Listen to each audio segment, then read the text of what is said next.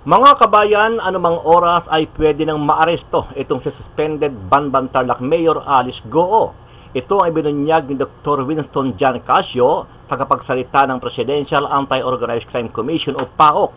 Matatandaan na nagsampa ng patong-patong na kaso sa Department of Justice o DOJ ang mga tauhan ng PAOK at PNP-CIDG dito kay Mayor Alice Goo, at isa na nga dito ang qualified human trafficking kung saan ay non-bailable o walang piyansa. Ayon pa sa PAOK, sa susunod na mga araw ay nakatakdang maghain ulit sila ng mga dagdag na kaso dito kay suspended Mayor Alice Goo. Naniniwala si Casio na napakalakas ng kanilang mga ebidensyang inihain sa DOJ, kaya't umaasa silang maglalabas ang korte ng arrest warrant dito kay Mayor Alice Goo anumang oras. Lumabas sa mga ebidensya dito tulad ng fact na siya ang nag-apply doon sa dating Pogo, doon sa dating Nolo, no, sa Nolo from the local government. Lumabas din ang kanyang involvement doon sa lessor company. At kasama na din yung mga ibang ebidensya diyan tulad ng mga pangalan niya na lumulutang sa mga sabi-sabi mga dokumento na nahanap na sa Pogo compound. Dahil dito tila wala ng kawala at wala ng kapangyarihan itong si Mayor Alice Goo. Dahil bukod sa suspendido siya sa pagka-mayor, bantay sarado na rin ang mga paliparan sa buong bansa para hindi siya makatakas sa kanyang mga hinaharap na asunto. Maliban dyan, sinibak na rin sa pwesto bilang miyembro ng Nationalist People's Coalition o NPC ang suspendidong mayora. Pero ayon naman sa kampo ni Mayor Goo, haharapin nila at sasagutin ang lahat ng mga paratang sa kanya kung saan ay paulit-ulit na itinatanggi ng alkalde na wala siyang alam at inosente siya sa mga akusasyon na ibinibintang sa kanya. Una nang itinanggi ni Mayor Goo na may kinalaman siya sa Pogo Hub. Pinasinungalingan na rin ng kanyang kampo na siya ang Chinese na si Go Waping. Ayon sa kampo ng alkalde, sasagot sila oras na matanggap ang reklamo. Itigil na raw sana ang trial by publicity at hayaan silang harapin ang kaso sa korte para may due process. Samantala, arestado naman kahapon ang isang manager ng Pogo Hub sa Pampanga kung saan ay nahuli sa Davao Airport para tumakas at lumabas ng bansa. Dahil dito agad na ipinag-utos ng DOJ at PAOK ang pagbabantay sa Bureau of Immigration para sa iba pang kasamahan na empleyado ng Pogo Hub sa Pampanga maging sa mga kapatid at pamilya ni Banban Mayor Alice Goo. Then pinakita namin yung kanyang pangalan, passport doon sa ating mga witnesses at positively identified na siya nga po yung taong person of interest natin. So we are requesting immigration to send her back to Manila para may kulong po siya doon sa Bikutan Immigration Facility. So kasama rin po dyan, siyempre, yung pamilya Goo. So yung ilang mga business associates nitong pamilya Goo. So anong kasiguraduhan? Naka-alert na po sila. So ibig sabihin, bagamat wala pa pong Immigration Lookout Bulletin Order, kapag nag-attempt silang lumabas ng Pilipinas, ipagbibigay alam po yun sa Immigration Commissioner. Samantala, agad naman na umaksyon ang Department of Interior and Local Government o DILG, kaugnay sa naglipa ng illegal na Pogo Hub sa buong bansa. Ayon kay DILG Secretary Benhur Abalos, kailangan ng mabantayan ang mga politiko na gagamitin ang Pogo politics para sa darating na eleksyon. Well, Alice Goo has been elected, no? Actually, there could always be that possibility of illegal means, illegal pogo, illegal wedding, or illegal isabong, no? At ang masaklap, even illegal drugs, narco-politics. All of these things could possibly affect an election. Ayon naman kay Senator Win Gatchalian, isa sa iimbestigahan nila ang PSA dahil posibleng isa ito sa mga ahensya ng gobyerno na nagagamit ng mga sindikato para sa pagkuha ng mga peking birth certificate. At nananawagan din ako sa PSA na laliman pa yung investigasyon nila sa sindikato na nangyayari sa loob ng mga civil registrar. Ako naniniwala ako na merong sindikato sa loob dahil hindi ito the first time. No? So ang PSA dapat should investigate also dahil sila yung naging butas At hanggang ngayon, tuloy-tuloy pa rin yung late registration. Kung hindi nila ma-investigate kung sino itong mga sindikato, tuloy-tuloy rin tayo nag-i-issue ng fake birth certificates. binibigyan rin natin siya ng, kumbaga, ng leeway para ipaliwanag yung sarili niya dahil lingkod bayan rin siya. No? But since ngayon, suspended na siya, no? Pag kinontempt siya, hindi na siya mayor eh. May vice mayor na nag-ooperate o nagpapatakbo ng banban. So, posibleng makokontempt siya pag nagsinungaling pa rin siya. No? Dati kasi pag nagsinungaling siya, nakontempt siya, incumbent mayor siya.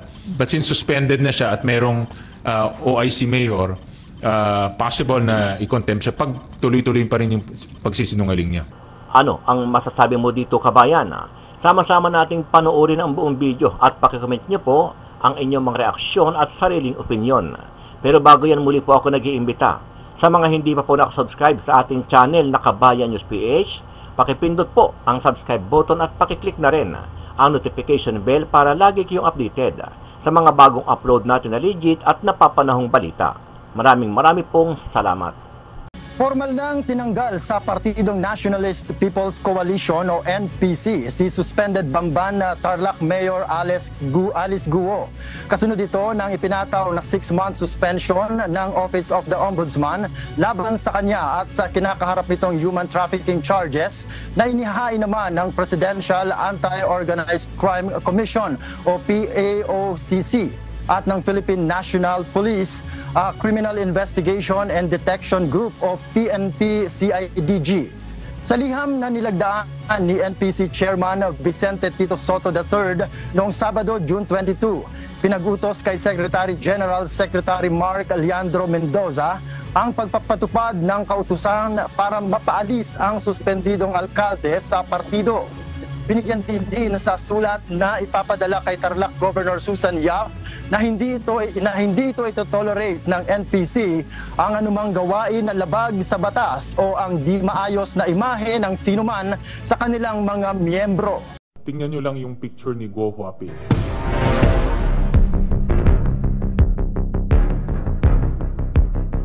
Similarities hindi natin matatanggal eh. Talagang hawig na hawig at kamukhang-kamukha niyo yung bata doon sa application for Special Investors Resident Visa. Doon sa application nila, nakasulat doon si Wen Yilin ang kanyang mother. At yung address ni Wen Yilin doon ay the same address na nasa Valenzuela. Nakasulat doon 58 T. Santiago Street, Valenzuela. Yun ang exactly the same address na nakalagay sa incorporation papers ng mga Guo family. Papel sa Special Investors Resident Visa at yung mga incorporation papers na tugma yung address. So ibig sabihin, consistent si Wen Yilin nakatira doon sa Valenzuela address. Kung titignan natin yung kabuuan na storya, dahil dumating dito si Guo Huaping ng 13 years old, talagang wala silang maipapakitang birth records at walang maipapakitang school records. So, ang naging daan nila para mabigyan siya ng Filipino citizenship ay yung peking birth certificate na nagsinungaling yung kanyang tatay. Sinabi niya na Filipino siya, Filipino si Amelia Leal, therefore Filipino si Alice Guo. Pag titignan mo ang kabuuan storya, parang ngayon lumilinaw na kung bakit pineke yung kanyang birth certificate.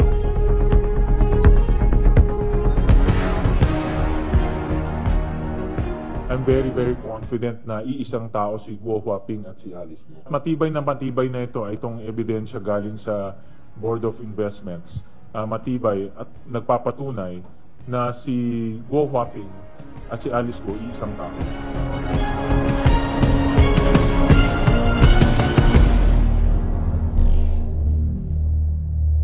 Nakatakdang ilipat ngayong hapon sa Metro Manila ang Chinese national na ni-inoffload sa Davao City International Airport kahapon.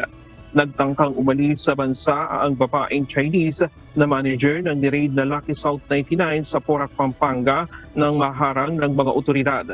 Isa ito sa persons of interest ng Presidential Anti-Organized Crime Commission o PAOK na tumakas bago salakayin ang illegal na pugo. Then pinakita namin yung kanyang pangalan, passport doon sa ating mga witnesses at positively identified na siya nga po yung taong person of interest natin. So we are requesting immigration to send her back to Manila para may kulong po siya doon sa Bikutan Immigration Facility. Ayon sa PAOK, nasa 12 hanggang 14 pa na opisyal ng Lucky South 99 ang patuloy nilang binomonitor para hindi makalabas ng bansa.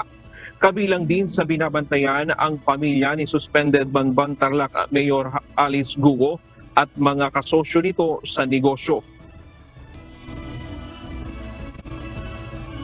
So kasama rin po dyan, siyempre, yung pamilya Guo. So yung ilang mga business associates nitong pamilya Guo.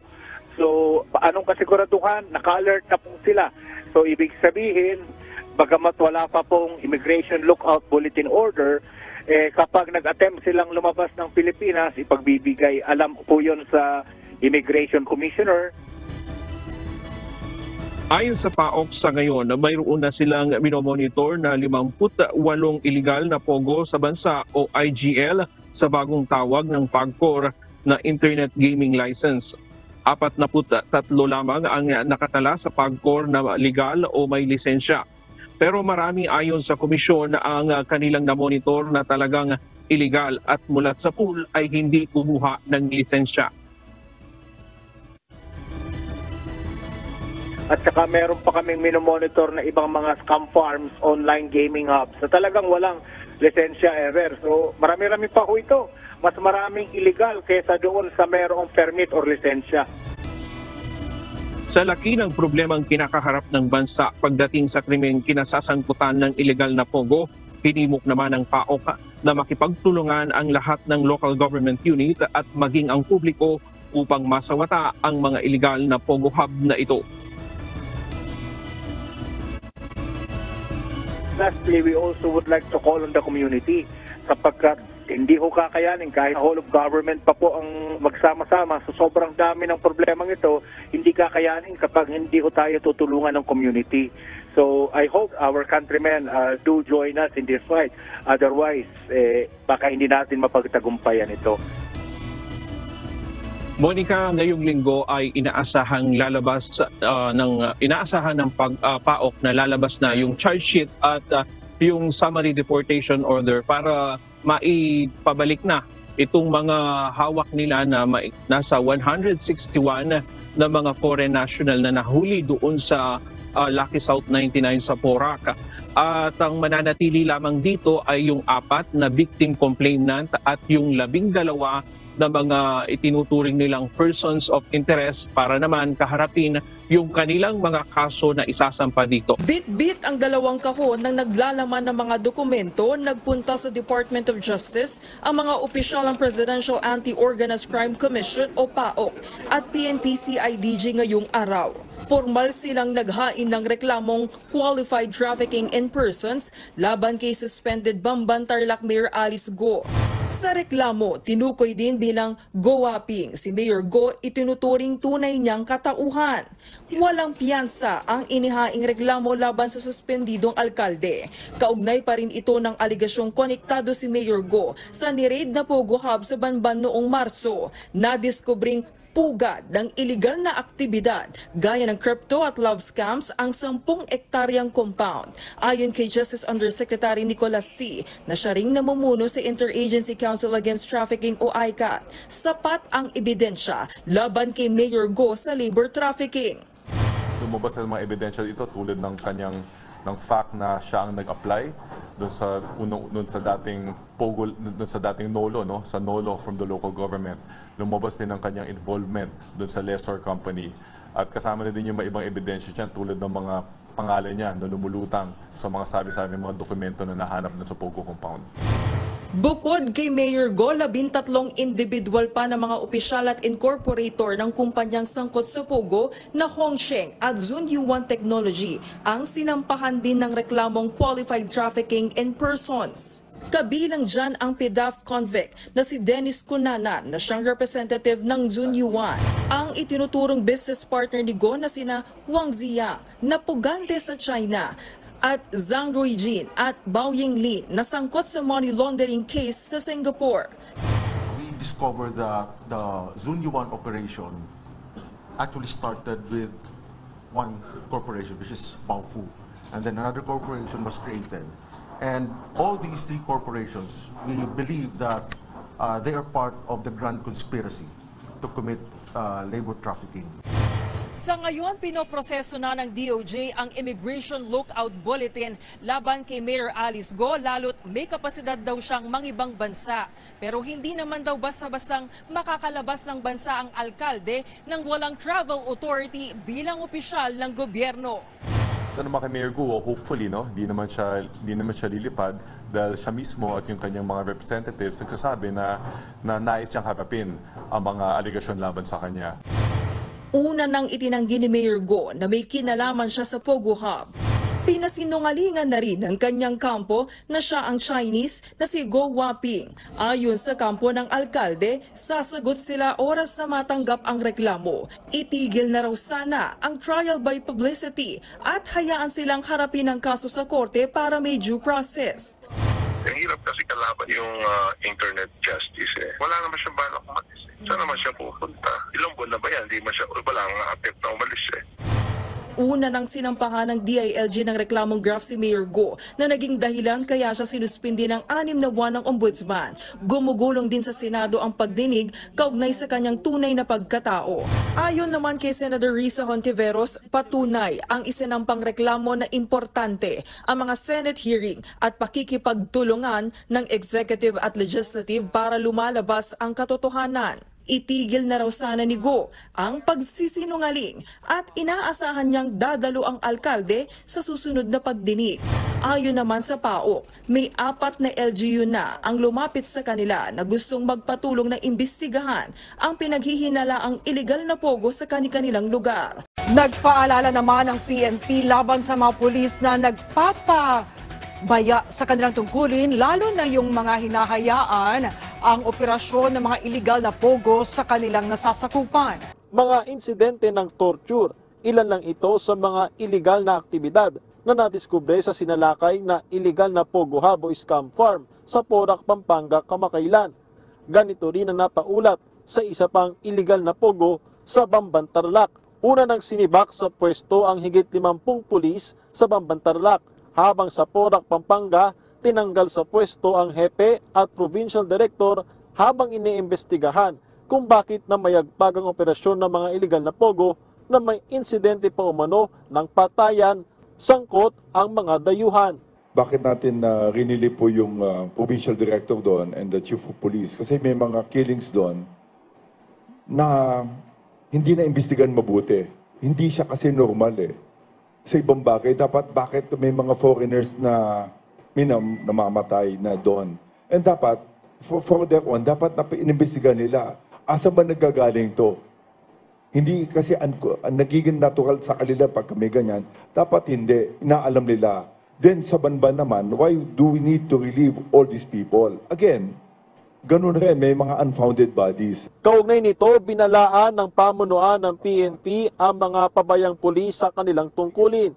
Iimbestigahan na rin ang Regional Director ng Central Luzon Police na nakakasakop sa Porac at Bamban kung saan nadiskubre ang mga iligal na pogo. Babantayan naman ng DILG ang posibilidad na magamit ang pogo money sa kampanya ng ilang politiko.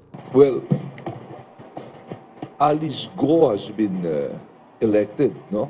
Actually, there could always be that possibility of illegal means, illegal pogo, illegal wedding, or illegal isabong, no? At ang masaklap, even illegal drugs, narcopolitics. All of these things could possibly affect an election. At nananawagan din ako sa PSA na laliman pa yung investigasyon nila sa sindikato na nangyayari sa loob ng mga civil registrar. Ako naniniwala ako na merong sindikato sa loob dahil hindi ito the first time. No? So ang PSA dapat should investigate also dahil sila yung naging butas eh. At hanggang ngayon, tuloy-tuloy pa rin yung late registration. Kung hindi nila ma-investigate kung sino itong mga sindikato, tuloy-tuloy rin tayo nag-i-issue ng fake birth certificates.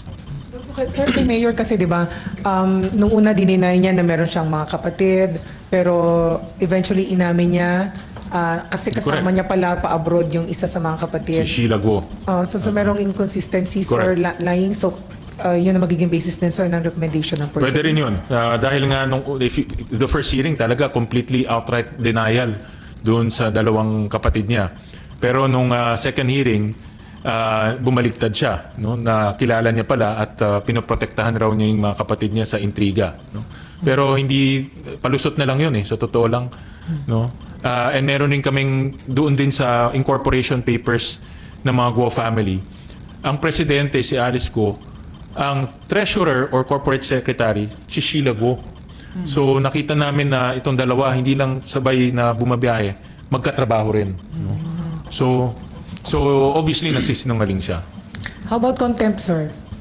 Contempt. Possible yan. Pero sir, kasi doon sa dalawang hearings, nire-raise na lagi na nagsisinungaling si Mayor Guo, pero bakit hindi pa ho siya nako-contempt?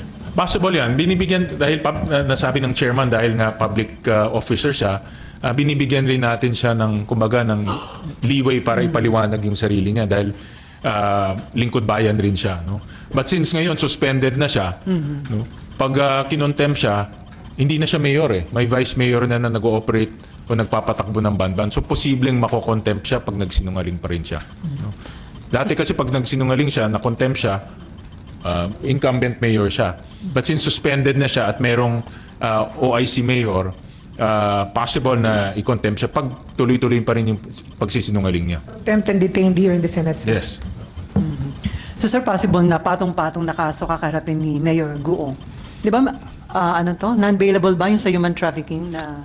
Yeah, kaya before I answer that, kaya gusto ko ulit ibalik yung DNA. Mawawala itong accusation sa kanya kung nagpa-DNA siya at si Wen Yilin. No? As simple as that. Kung si Wen Yilin at siya nagpa-DNA at hindi sila mag-ina, mawawala itong lahat itong accusation sa kanya. No? So, kung ako sa kanya, magpa-DNA test na siya. Of course, full transparency. No? May mga witnesses, may media, para magkaalaman na kung sino talaga ang nanay niya. Sir, doon sa hearing ba next week, kasama na rin yung nangyaring pag-raid sa Porac, Pampanga? Yes, kasama na. According to the committee, isasama na yung discussion dito sa raid ng Porac. And then, doon ba sir involved yung si Dennis Cunanan? Nabasa ko lang sa statement ni Senator Risa, being the chairperson, siyempre siya ang may call kung imbitahan si Dennis Cunanan. But nabasa ko na imbitahan siya no? Dahil nga naging consultant siya sa Lucky South 99 at if I'm not mistaken sa Hongsheng, naging consultant siya. Both of which connected sa human trafficking, scamming, and torture. Sir, dito sa tinatakbo ng issue sa Pogo at kay Mayor Alice Guo, do you think mahaba pa ito or malapit na matapos? I hope na malapit na matapos dahil makikita natin hindi lang human trafficking, scamming, torture ang nangyari, pati yung pag-aabuso sa proseso at sistema natin sa late registration. Nakahanap ng butas itong mga criminal syndicates Kung hinayaan natin sila at wala tayong gagawin sa late registration natin, magiging Pinoy ang mga sindikatong yan. Hindi malayo na magiging Pinoy sila kasi nakakita sila ng butas At ang late registration, LGU ang nagpapatakbo niyan. So we're talking about 1,600 civil registrar na pwede nilang puntahan at suhulan. No? Dahil anywhere pumunta ka doon, pwede kang i-issuean ng late registration birth certificate at automatic magiging Pinoy ka.